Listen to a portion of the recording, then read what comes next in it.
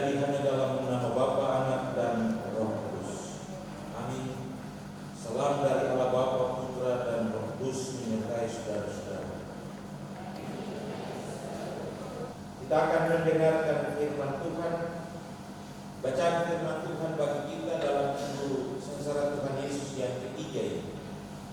Markus pasal 14 ayatnya yang ke-10 sampai ayatnya yang ke-21.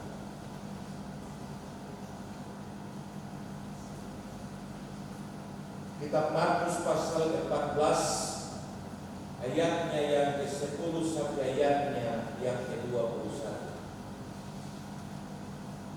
Dan sebelum kita mendengarkan bagian firman Tuhan, mari kita tenang dan kita berdoa. Firman-Mu telah terbuka di tangan-tangan kami. Kami akan membaca daripadanya Markus pasal 14 ayat 10 sampai ayat yang ke-21. Tentu kami percaya dan kuasa dan kesetiaan Tuhan. Kami minta kuasa Roh Kudus hadir di tengah-tengah kami untuk membuka alam pikiran dan perasaan kami akan firman-Mu, agar kami benar-benar memahami dan melaksanakan firman-Mu di tengah-tengah hidup kami hari berpuasa. Tolong kami Tuhan, sebab iblis juga memiliki berbagai macam cara untuk mengganggu kami dalam firman. Usir dan hancurkan kuasa-kuasa yang mengganggu kami dalam firman, sehingga pembacaan firman Tuhan ini benar-benar membuat kami dapat memaknainya, mengerti apa yang Tuhan mau dan Tuhan ajarkan bagi kami, dan kami juga dapat melaksanakan itu dalam kehidupan kami hari berpuasa. Mampukan kami semua ya Allah penderita firman, bahkan pendengar-pendengar firman, dan biarlah anugerah kasih setia menuntun dan mempersiapkan kami dalam pemberitaan firman. Bersabdalah kepada kami Tuhan, karena kami siap mendengarkan sabda. Amin. Kitab Markus pasal 14 ayat yang ke-10 sampai ayat yang ke-21 yang saya bacakan untuk kita sekalian. Demikian bunyinya: Yudas mengkhianati Yesus mendengarnya, dan mereka berjanji akan memberikan uang kepadanya. Kemudian dia mencari kesempatan yang baik untuk menyerahkan Yesus. Yesus makan Paskah dengan murid-muridnya. Pada hari pertama hari raya roti tidak beragi, pada waktu orang menyembelih domba Paskah, murid-murid Yesus berkata kepadanya, "Di tempat mana engkau kehendaki kami pergi untuk mempersiapkan perjamuan Paskah di sana kamu akan bertemu dengan seorang yang membawa kendi berisi air.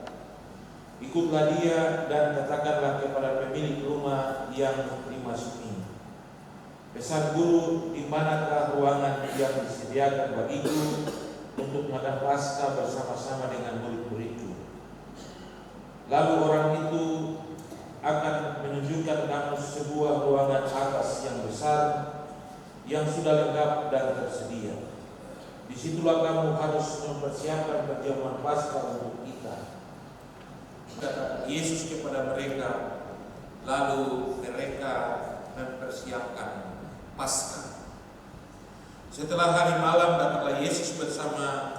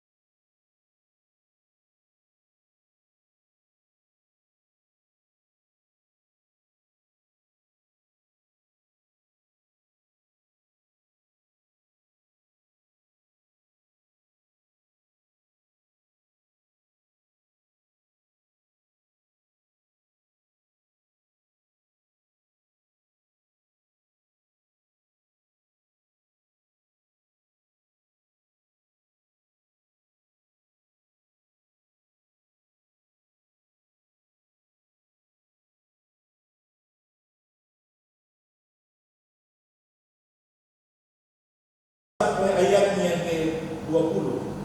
Pemberitahuan Yesus tentang adanya pengkhianatan itu di antara para murid merupakan sebuah informasi yang membuat ketidaktenangan para murid itu. Wah, saudara, sama-sama lakukan segala hal yang bisa kita lakukan. Masa bisa terjadi seperti itu kan? Kalau kita ada dalam situasi seperti itu, orang yang mau mengkhianati kita punya kata-kata untuk maki dia bukan sedikit. Tapi Yesus harus menyampaikan itu. Salah satu di antara kamu harus memberikan aku kepada imam kepala untuk dibunuh, dan itulah pengkhianatan yang akan terjadi. Kemudian bagian yang ketiga dalam bagian ini dikatakan Yesus memberi keterangan tentang identitas orang yang akan menyerahkan itu. Yesus tahu segala-galanya dan dia mau menunjukkan reaksi para murid tentang kejujuran yang mereka lakukan. Dikatakan oleh Yesus, dia yang akan makan dengan Yesus. Berarti bukan semua makan, bukan semua akan makan. Lebih spesifik lagi dia bilang, dia yang akan mencelupkan roti ke dalam mangkuk dengan aku. Berarti itu menunjukkan sebuah data informasi yang lebih jelas. Kedua keterangan ini menunjukkan kedekatan Yesus dengan semua orang, tapi Yesus memberi penekanan yang lebih jelas. Kita semua bisa makan sama-sama, tapi ada orang khusus yang bisa datang sendok nasi di satu piring untuk bisa makan sama-sama. Atau colo satu dalam teh berarti datang colo sama-sama, padahal seperti adalah datang colo sama-sama. Itu hal-hal yang membuat Yesus memberi keterangan kepada pengkhianatan dari para muridnya terhadap dunia. Yang ketiga, hebat dari bagian ini ayat 21. Sebuah pernyataan yang begitu menyakitkan. Celakalah orang yang berkhianat. Kalimat anak manusia memang akan pergi sesuai dengan apa yang tertulis tentang dia, mengacu pada nubuat-nubuat perjanjian lama tentang hamba yang menderita. Yesaya pasal 53, tentang Mesias yang ditolak, Mazmur 22 dan 69. Hal itu menunjukkan bahwa penderitaan Yesus bukanlah kehendak manusia, tapi kehendak Allah. Yesus hadir dan melakukan semua itu bukan mencari muka dan diakui, tapi dia percaya dan dia yakini bahwa itu kehendak Allah. Bapa mengutus aku, maka aku ada di tengah-tengah kamu. Dari sebuah pernyataan bahwa dia datang dan dia lakukan semua itu karena kehendak Allah, maka dalam penjelasan selanjutnya dalam ayat 21 dikatakan, akan tetapi celakalah orang yang membuat anak manusia itu diserahkan. Maksudnya memang pengkhianatan masih dalam rencana Allah, namun ini tidak menghilangkan tanggung jawab orang Yudas. Kedaulatan Allah dan tanggung jawab manusia berjalan seiring sejalan. Kata celakalah adalah seruan yang menunjukkan penyesalan yang mendalam dan penghakiman yang akan datang. Selain itu, penulis kitab ini juga menyatakan lebih baik bagi orang itu sekiranya ia tidak dilahirkan. Menunjukkan pernyataan yang paling keras tentang konsekuensi dari dosa yang ada. Yesus menyatakan bahwa nasib Yudas akan begitu mengerikan, sehingga lebih baik dia tidak ada di tengah-tengah dunia ini. Itu menunjukkan keseriusan pengkhianatan terhadap anak manusia. Kalau kita punya dapat memandang atau melihat orang yang terlalu kejahatan dan selalu aneh-aneh, betul-betul Tuhan, coba dia tak boleh ada di dunia ini, dia tak boleh ada di kerusak dunia ini. Dan ternyata lebih baik orang itu sekiranya tidak dilahirkan, merupakan sebuah hal yang begitu tragis bahwa pengkhianatan Yudas merupakan suatu tindakan yang begitu tragis dengan itu. Oleh sebab itu Bapak Ibu jemaat yang diberkati Tuhan, di minggu sengsara Tuhan Yesus yang ketiga ini, ada beberapa hal penting yang menjadi pesan untuk kita jalani di tengah-tengah hidup kita hari lepas hari. Yang pertama, Yudas jatuh karena cinta uang. Hidup kita di zaman yang sangat materialistis ini, di mana nilai seseorang sering diukur dari harga dan bendanya. Kalau kemarin saya khotbah dalam pernikahan dari kitab Kidung Agung pasal 8 ayat 7, dikatakan sekalipun harta benda dijual untuk cinta, semuanya tidak ada artinya. Artinya bahwa segala hal yang menjadi kebanggaan dan kesenangan kita tidak memiliki nilai dari sebuah cinta yang tulus. Kita ada di dunia ini dan kita kadang-kadang diukur dan melihat segala hal karena harta benda kita. Kadang-kadang harta itu menjadi prioritas untuk bagaimana kita menjalani proses hidup ini. Tapi sesungguhnya kita diajak untuk menunjukkan sebuah prioritas yang luar biasa dalam diri kita untuk menentukan hidup dan masa depan kita di hadapan Allah di tengah-tengah hidup ini.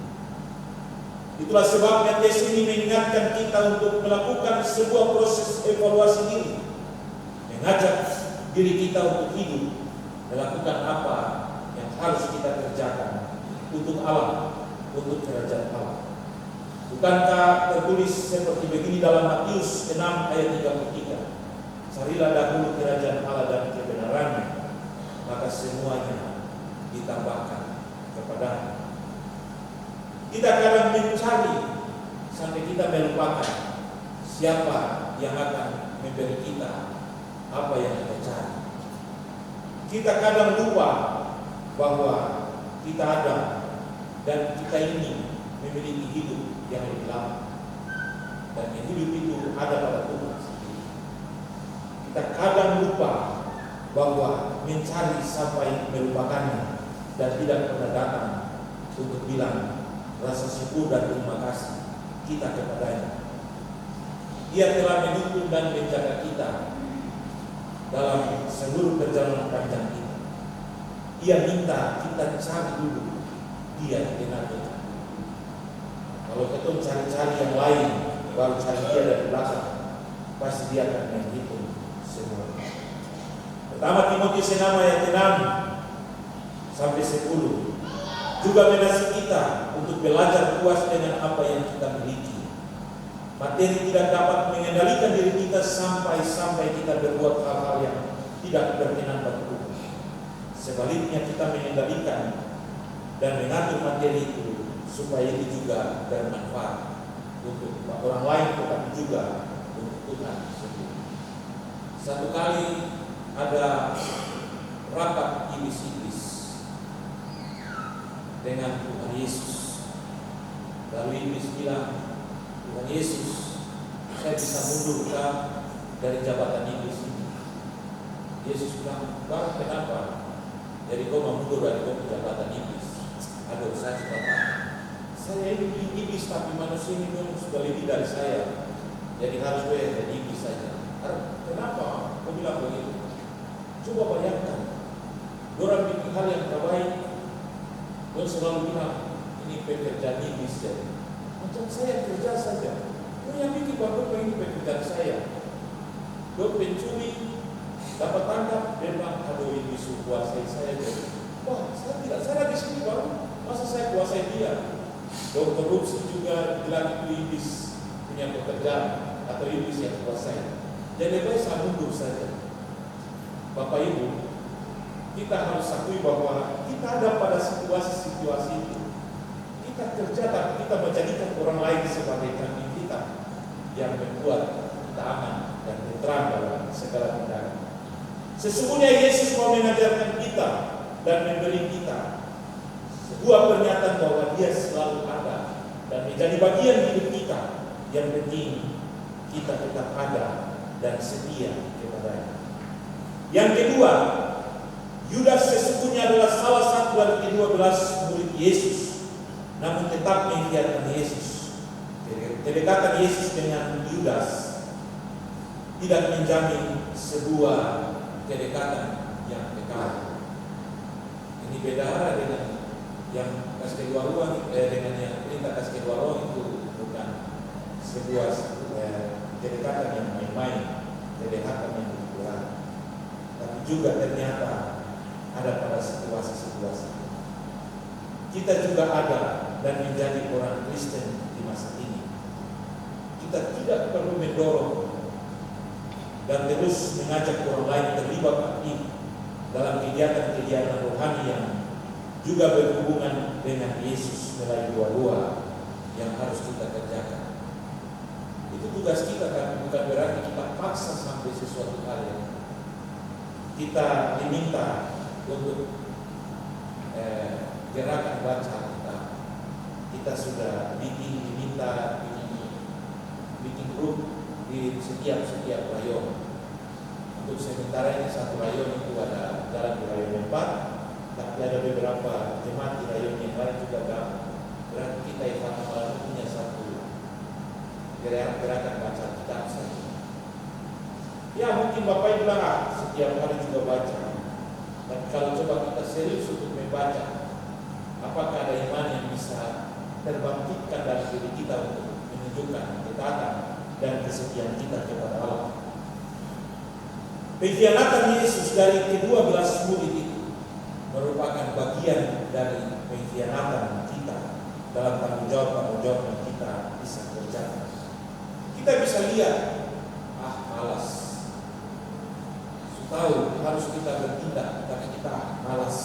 Itu juga bagian dari proses pengkhianatan yang bisa memberi kita ada pada sesuatu hal yang tidak disukai oleh Allah. Itulah sebabnya kita harus menunjukkan ketaatan kita dalam iman kita kepada Yesus.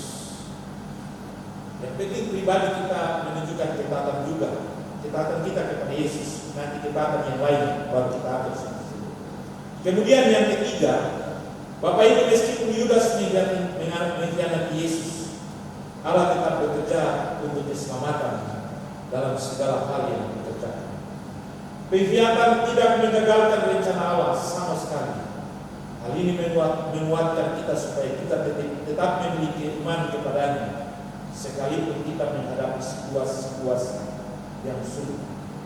Tuhan punya rencana, Tuhan punya tindakan, Tuhan punya cara bagaimana Dia harus memberi keselamatan itu. Sebab penderitaannya bukan menjadi bagian yang menghambat supaya Ia tidak melaksanakan rencana Allah. Allah punya rencana yang jitu untuk kita semua. Allah punya cara yang terbaik untuk kita semua. Sakit atau enaknya rencana itu, tapi pada akhirnya Dia sudah menentukan apa yang terbaik bagi kita. Itulah tugas dan tanggung jawab Allah yang mulia yang harus Dia kerjakan kepada kita umat manusia. Kita bisa membayangkan Yesus bilang, "Ya Bapa, kenapa Engkau meninggalkan aku?" Dia mengharapkan ada topangan Allah, tapi pada akhirnya Dia setia dan taat melakukan itu. Yang keempat, pentingnya kita menyadari diri sendiri. Pada ayat 19 dikatakan, murid-murid bertanya satu dengan yang lain, lalu berkata, "Bukan aku yang itu." Kita mungkin ada pada situasi-situasi yang genting tentang segala peristiwa yang kita hadapi. Dan dalam situasi itu, ketika kita ada pada situasi yang salah, kita akan berkata, "Bukan aku." Tapi Tuhan tahu apa yang menjadi bagian hidup. Allah mengajak kita untuk mengintrospeksi diri atau bertanya pada diri kita sendiri. Sudah betulkah dan benarkah kita di tengah-tengah hidup yang kita jalani? Tidak ada seorang pun yang tidak bersalah. Semua orang bersalah dan semua orang tidak benar di hadapan Allah. Tapi Allah mau mengajak kita. Sesungguhnya kita menunjukkan kejujuran kita dalam melaksanakan apa yang harus kita kerjakan dalam iman kita kepada Allah. Yesus menantang para murid betul.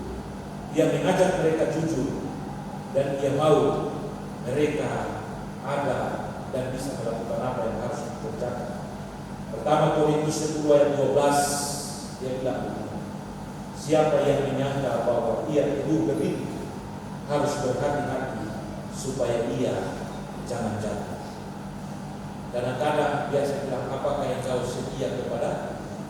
Seorang prajurit pasti bilang, kemudian datang, aku tetap setia walaupun mau itu datang. Tapi sabar dulu. Ada situasi-situasi di mana kita harus lari dari semua. Kita boleh bilang kita punya iman dan pernyataan yang begitu teguh untuk kita ungkapkan dan kita pegang, tapi belum tentu kita bisa pegang sampai mati. Oleh sebab itu Bapak Ibu, di minggu sengsara Tuhan Yesus yang ketiga ini, kita diajak untuk belajar, untuk jujur bahwa kita selalu berkhianat seperti Yudas. Kita selalu mencari aman. Kita harus membeli jalan-jalan yang lain dan kita bikin apa yang bisa kita bikin. Tapi sesungguhnya Tuhan mengasihi kita dan Dia tetap melaksanakan rencana keselamatan itu bagi kita. Saya ulangi, apapun kejahatan dan perbuatan kita, tapi Tuhan tidak pernah bosan untuk melaksanakan rencana keselamatan itu bagi kita hari ini sampai selama-lamanya. Yesus sendiri berkata, pada saatnya ketika kamu datang, aku akan membenarkan kamu dan aku akan membuat kamu berharga di mata Allah. Itu rencana Kristus dalam melaksanakan rencana keselamatan itu bagi kita semua. Oleh sebab itu, mari berjalan bersama Kristus terus. Selalu ada dan setia bersamanya dalam seluruh pergumulan perjalanan yang dijalani hari di atas sana. Tuhan memberkati kita semua. Amin.